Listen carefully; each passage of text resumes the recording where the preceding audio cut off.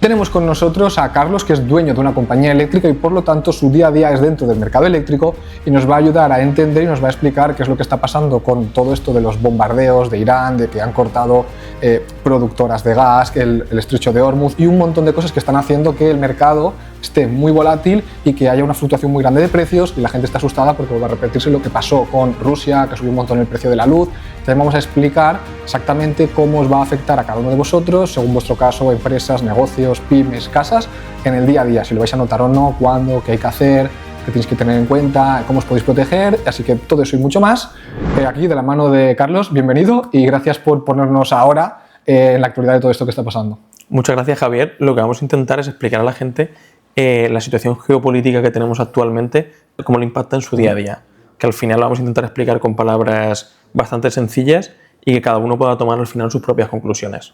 Si quieres, comenzamos, oye, ¿qué es la situación que estamos ahora? Sí, un poco por ejemplo, lo que está pasando, sobre todo un poco las noticias, ¿no?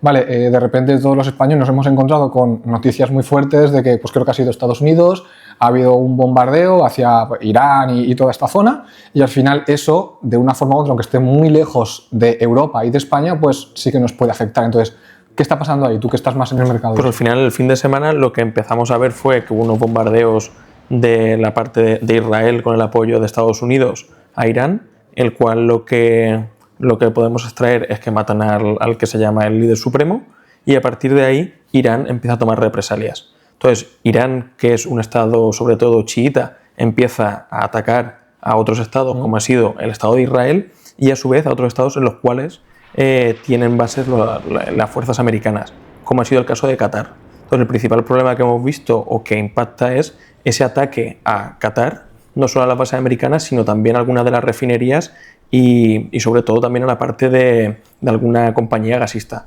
Lo que ha hecho es que Qatar rompa o pare lo que ha sido toda la extracción de gas natural. Y eso es lo que va a conllevar esa subida que vimos ayer en los mercados europeos, sobre todo por la prima de riesgo y por esa falta de abastecimiento que vamos a ver qué es al final lo que se produce, esa subida que vimos ayer en los mercados tanto diarios como de futuros. Esto pasó ayer. O sea, eso pasó ayer. El ataque fue el sábado, el primer ataque. Ayer empezaron los ataques desde la parte de Irán a otros estados cercanos y entre ellos el que más afecta ha sido la parte de Qatar, que es una de las principales productoras de gas. Vale, hoy es martes, ayer fue lunes y ayer fue el ataque y ya directamente con el ataque, porque tú y estuvimos hablando por teléfono, directamente ya con ese ataque, antes de que el mercado, por así decirlo, pueda notar que hay menos producción de gas, ya directamente con la noticia, el mercado sí que lo notó, el precio varió del gas. Sí, al final hay un mercado que es el mercado diario y un mercado de futuros. Para que nos hagamos una idea, el mercado de futuros subió en torno a un 30-40%, en el caso del TTF que subió hasta un 50%, principalmente por esta noticia. Al final hablamos del estrecho de Hormuz. Este estrecho lo que hace es canalizar el 20% del GNL que se transporta a nivel mundial y lo que ha producido esa subida de precios. Hay una cosa que es muy importante, que son las reservas en Europa. Europa tiene que tener unas reservas de gas mínimas y actualmente, tras el paso del invierno, lo que hemos visto es que Europa tiene unas reservas en torno al 30%. La parte positiva es que España tiene unas reservas actualmente a final de febrero en torno al 50%, por lo tanto estamos por encima de la media europea. Vale, ¿puedes explicar para la gente que no lo entienda un poco la diferencia o cómo funciona? Porque ahí está el mercado diario, el mercado de futuros, el TTF, y el GNL es también un poco, sé que hay gente que lo entiende, pero un poco por aclarar estos conceptos que acabamos de decir para que lo tengan más claro. Claro, al final hay diferentes índices en los cuales nos vamos basando. El TTF, sobre todo, nosotros estamos sobre todo indexados al MIGAS, que es el principal índice que a nosotros nos afecta, la mayoría de comercializadoras utilizamos para indexarnos a esa factura que le llega al consumidor. Y luego el TTF es sobre todo el índice que utilizan el británico. Al final son dos índices muy globales y muy utilizados, sobre todo en Europa, y al final es el que nos va a marcar ese precio del gas. Lo que hemos visto que el mercado diario es, el precio de la energía que tiene hoy, y el mercado de futuros es lo que esperamos que vaya a valer la energía de cara a un futuro cercano.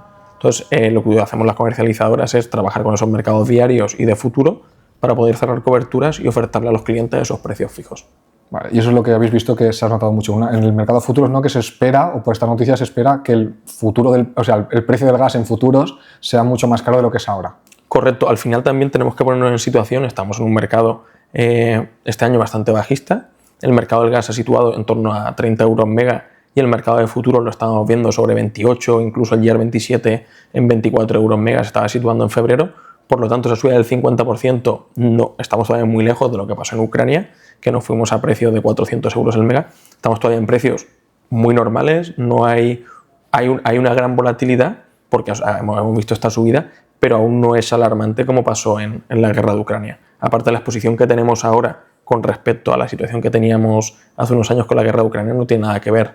El impacto real de la parte de gas que viene por la parte de Qatar y Arabia Saudí para lo que es Europa o España está representando en torno a entre un 6 y un 10%. Y cuando pasó lo de Rusia y Ucrania, ¿qué porcentaje representaba en Europa el gas ruso que nos cortaron? Ahí teníamos una exposición mucho más alta porque había dos gasoductos principales, sobre todo Alemania estuvo muy expuesto a ese mercado del gas durante muchos años y construyeron un gasoducto únicamente para abastecerse, o sea que la exposición era muchísimo más alta, sobre todo que éramos mucho más dependientes, algunos países de Europea, de producir esa energía eléctrica a través del gas. Para una persona, por ejemplo, que nos esté viendo respecto al tema del gas, gente que a lo mejor tenga un consumo de gas tanto en casa como en sus negocios, o por ejemplo también bares, restaurantes que consumen mucho gas, ¿tienen que tener algo en cuenta? ¿Tienen que hacer algo? ¿O por esto que ha pasado, lo van a notar ya mañana en su factura o qué les va a pasar? A ver, aún es muy pronto para tomar decisiones. Lo que sí que podemos saber es que el mercado ha subido de unos 30 euros a unos 40 prácticamente. Lo van a notar de una manera muy ligera, aún estamos en precios muy normales y muy comedidos. Un precio normal de hace unos meses en el gas podían ser 50, 60 euros al mega. Por lo tanto, no es un momento todavía de alarmarse. Los que tengan contratos fijos no se tienen que preocupar, los que estén indexados notarán una pequeña subida durante este mes.